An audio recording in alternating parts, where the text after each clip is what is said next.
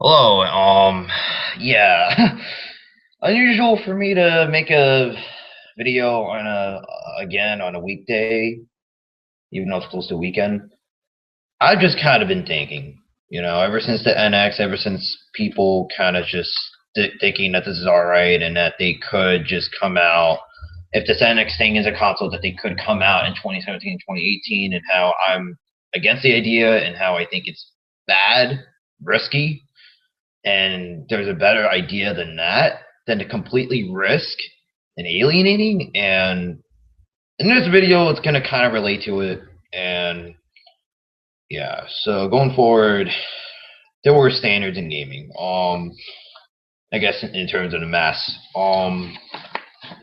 I guess in each generation, there was supposed to be an innovation in gameplay, and starting with, I guess, the NES. It was 2-bit, simple. You had a cartridge, you had simple controls. You didn't have the control sticks till like around the N64 era, I presume. Um,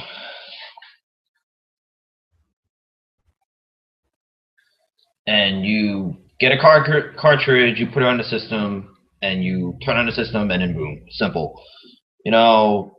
Next generation doesn't really change much except now you get 2.5 gaming, I think. And that was done. And next generation, more better controls and all that kind of stuff. And the graphics were up and all this kind of stuff. Not like basically the same thing as in better improvements in the controllers, innovation in the controllers, and the increase or just how and just the evolution to the graphics. I'm sorry. Going to the GameCube, pretty much similar. Similar concept. And I think the graphics did kind of improve on gaming in a sense where now you have large open worlds and all this kind of stuff, and you can have some exploration. 7th gen is when things started to change. Oh yeah, I forgot to mention they started to have. Well, I think they might have had all memory cards, I think, during the NES era, but it could be the N64 that they had memory cards. But moving on, 7th gen, it was the introduction to the OS.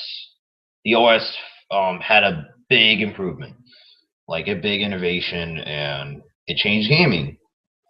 Nintendo is kind of resisting that. They've kind of been resisting that, and they've kind of been dodging that a little bit. You could tell. They're kind of. It seems as if they want to leave the Wii U behind, except they're not going to obviously say it. And they're going to make it as. It's not as big of a failure as it is, but it's still kind of like a failure in a sense where it didn't deliver in what the 7th gen consoles did, specifically PS3 and Xbox 360. It was once again like a secondary console, but it's not a good idea because Nintendo has to compete. So let's face it, Microsoft, they might be out of competition, and so Nintendo's gonna have to get back in, and yeah. So about the OS, and I think it was, and then graphics had improvement, maybe not as big as previous generations had, but yeah. And controllers, not exactly. I think they were pretty similar. So yeah. Um,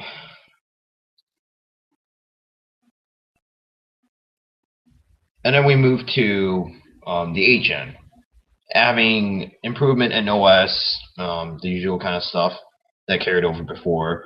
Except Nintendo's kind of refusing that because I actually forget the whole thing about that. I actually am going to get into the whole thing about generations and how it used to be, I think, now.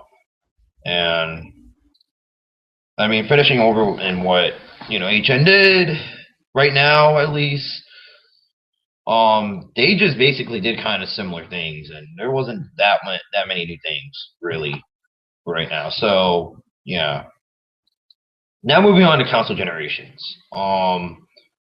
Each generation used to be 4 to 6 years, I think. Um, from NES to SNES, SNES to N64, N64 to GameCube, GameCube to Wii, and now to Wii to the Wii U. And what a lot of people think is it's all right for Nintendo to come out their next console in 2017 and 2018, but the problem here is that there were no cross-gen before that. There was not a cross-gen in any of the generations except for like technically there was a cross-gen between PS2 to PS3, but it was small. It was only 2 months, so it was, you could say it wasn't really it wasn't existent. But now we have cross-gen that's pretty major. That's a lot major. Like, when did it start? It started in 2013 in fall. We're still having cross-gen. So, I mean, and I'm thinking it's going to end at the start of 2016. And then I'm just kind of just thinking, how people were all right with the situation of, of just, Wii U coming out in 2018. And the reason why I'm kind of a little bit, I'm kind of fearing for the idea is because it's reasonable for the mass to buy a system in 2016 because most good games right now are coming to order consoles. There's not really a reason to get another console till the year that cross-gen has ended. And so when I guess a lot more people are going to buy Wii U's in 2016, they announced the console in 2016. The problem would be that people would just be freaking out over it, like freaking out crazy. It's just like, oh my goodness, Nintendo's abandoning us. We just bought this system, and yeah, they're going to support the system, but they're shifting their focus to the Nintendo Fusion. That's the problem. They're not going to focus on the Wii U really much. They're going to focus more on the Nintendo, I'll just say, Fusion. And that's the problem. And that's seriously the problem. Is that you think about it, cross-gen shouldn't really count because it's a gen where the HN has not been moving on.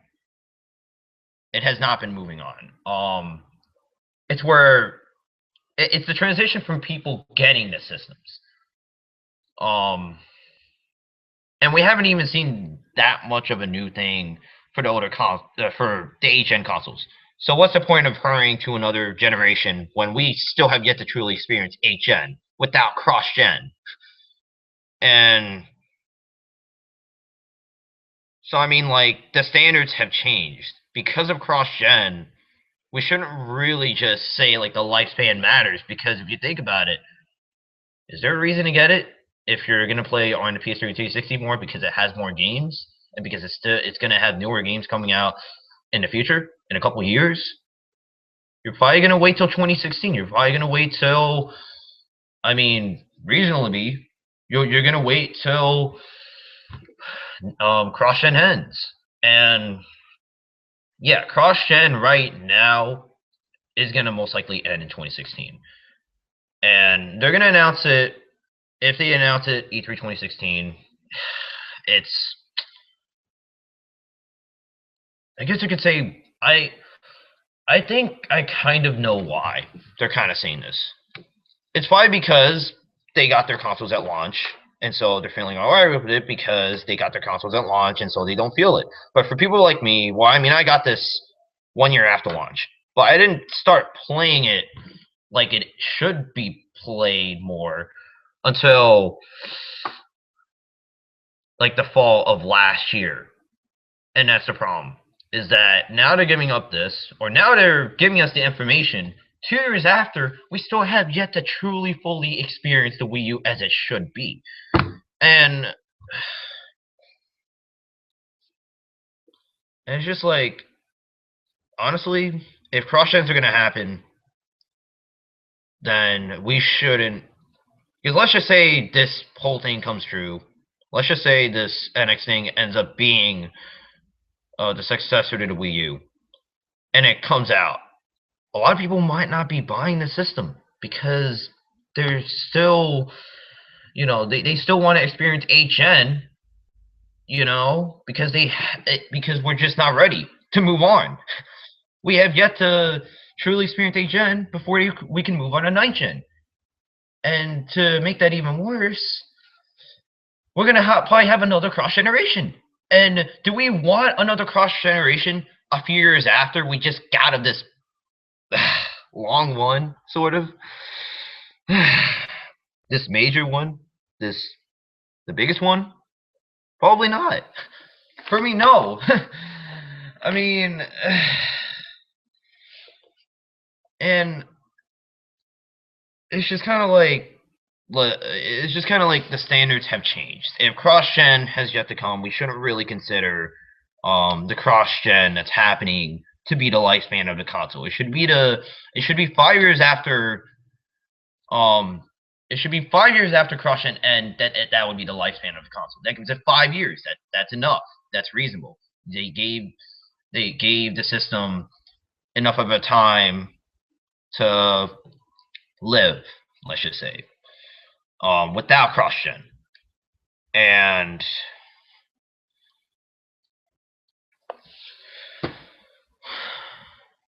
I mean, look at the 360 and Xbox. I think 360 came in 3 years after the original Xbox launched, but not many people bought it. The reason why is not only because of the rendering of depth and all that kind of stuff. It's probably also because people were not ready to move on, because they still have yet to truly experience the original Xbox.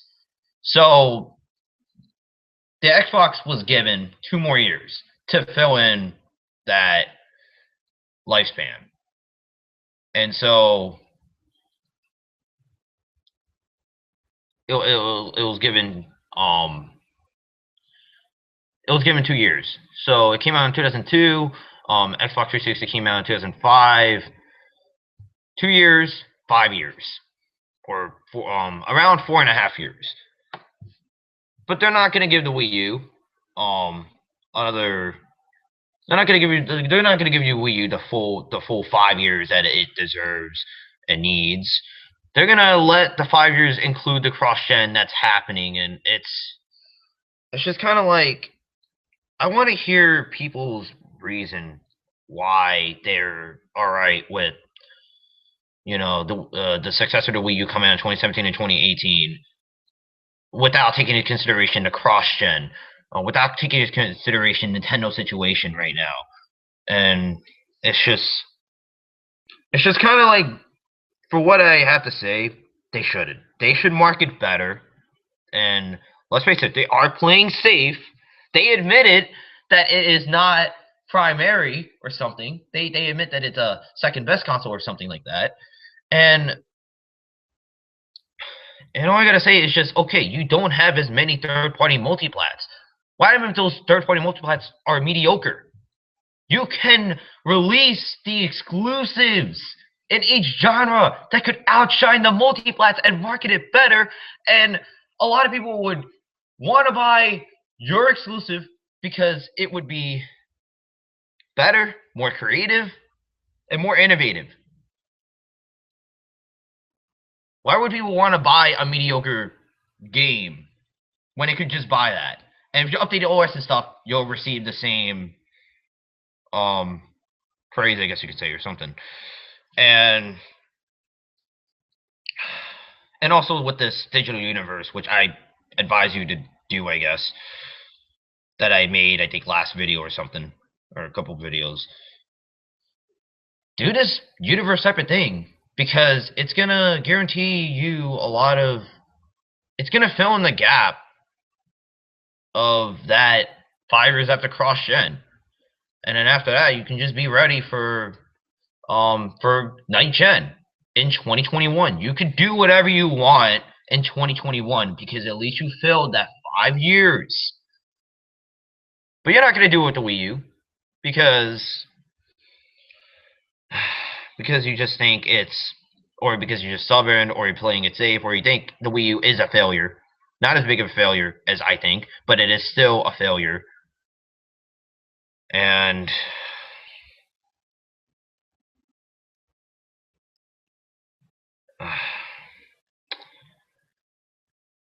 and you're not going to update the OS because you think moving to the Nintendo Fusion would actually help when it isn't a good idea. Like I said before, it would be a good idea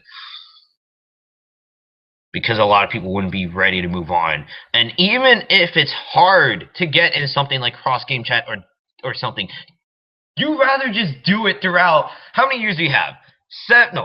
6 years. You have enough time, if not plenty, to get that in there. So just get the OS running.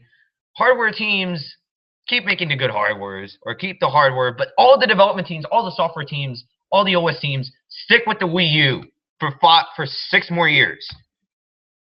All right, stick it, because let me be honest, releasing this thing too soon will create another backlash that you do not want. So that's really kind of what I have to say. The gaming standards, the standards for gaming generations are changing. We shouldn't really, stick with this whole thing about that 5-year lifespan when we have to consider cross-gen being here and the install base also being here. I mean, look at the 360, I think, install base during 2 years of its life, I guess you could say. It was at the end of 2006, I think it was less than 10 million units. Yeah, and you want to know why?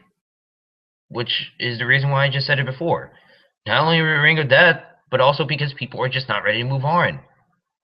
If the cross-gen was like, the previous cross-gen, I wouldn't be saying this. I would be all right with this. But unfortunately, people have to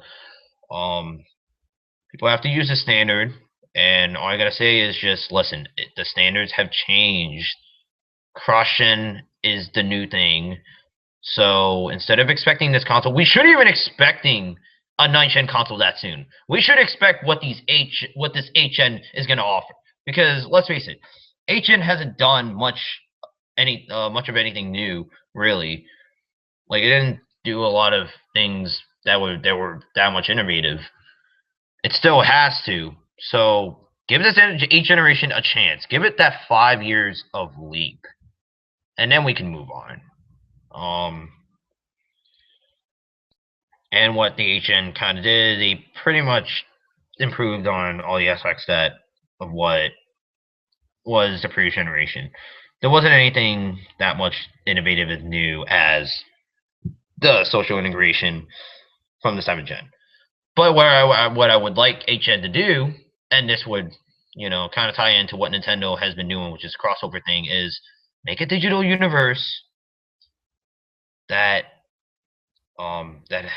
allows that has a new IP ready, that makes an anime. Oh, has an anime, and let it cross over with 2 preferably known animes, and then have this. And then have those 2 known animes also have their own games as a result of the crossover, and then have this one big, I guess, adventure type of game that is a combination of the crossovers happening and everything. Now fill in the gap. Do I expect this thing to begin and end this 8th generation? No, I expect it to start at least, and then you continue it in the 9th-gen. You don't make the Wii U a failure. It's not as big of a failure, but it kind of is to you, I guess. You make something good in it, And when something really is good in it, you keep it with you to where you go. And that's really just it. Just kind of need to make this video. And if you are viewing my channel and stuff and all this kind of stuff, subscribing to my channel, I guess I should thank you. I'll try to get as many educational videos, I guess, up. I'm probably going to be busy for like the next 3 months. I'll try to get 1 or 2 videos up or something, but until then, see you guys in the future.